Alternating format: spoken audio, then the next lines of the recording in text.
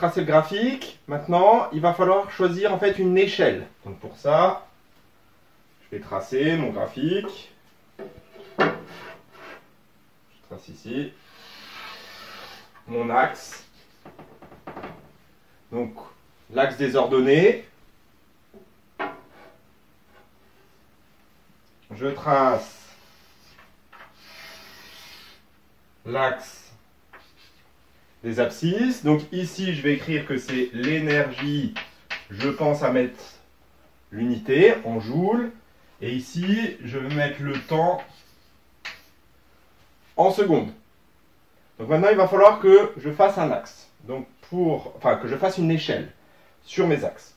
Donc pour ça, on va prendre pour le temps. Le temps, on prend la valeur la plus grande.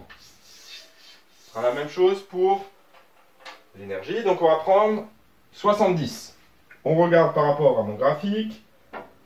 Bah tiens, ça tombe bien. C'est-à-dire que si je mets la valeur ici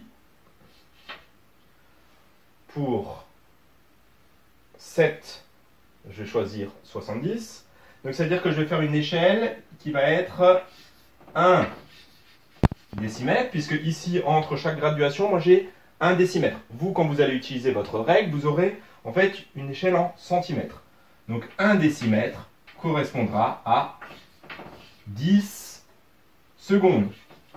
Comment je l'ai trouvé? Puisque j'ai mis 7 décimètres qui correspondaient à mes 70 secondes. Donc c'est pour ça, ça veut bien dire que j'ai 1 décimètre pour 10 secondes. Je fais mes graduations.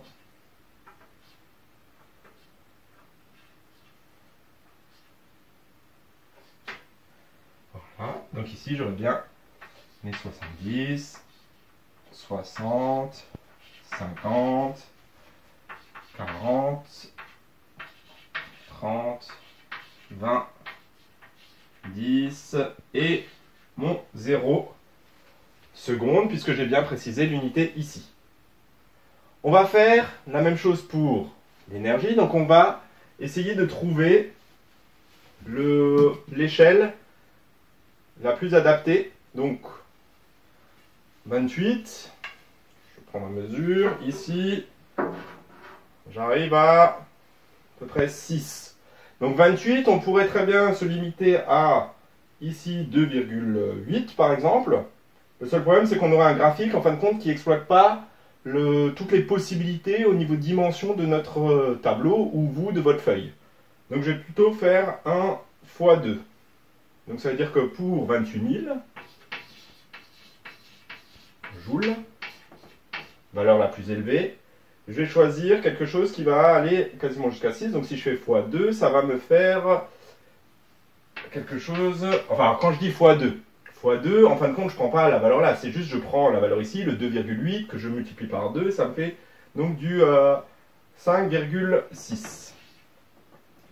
Donc, 28 000 joules va correspondre à 5,6 décimètres. Ça veut dire que 10 000 joules correspondent à 2 décimètres et que 1 décimètre va donc correspondre à 5000 joules. Je mets mes graduations, donc je pars bien du 0. 1, 2, 3, 4, 5, 6. Je mets sur mon échelle, je mets donc 5000, 10 000, 15 000, 20 000, 25 000, 30 000. Donc on voit bien que je n'ai pas placé forcément la valeur de mon tableau. C'est-à-dire que sur le graphique, quand on va le tracer, il faut une échelle, vous allez placer vos graduations, mais vous ne placez pas forcément les valeurs exactes de chaque point. Donc voilà, on est à l'étape où on a tracé notre graphique, on a mis en place notre graphique, et ensuite, on va pouvoir placer les différents points. Donc, à vous de jouer, essayez de placer les points, et on corrige direct après.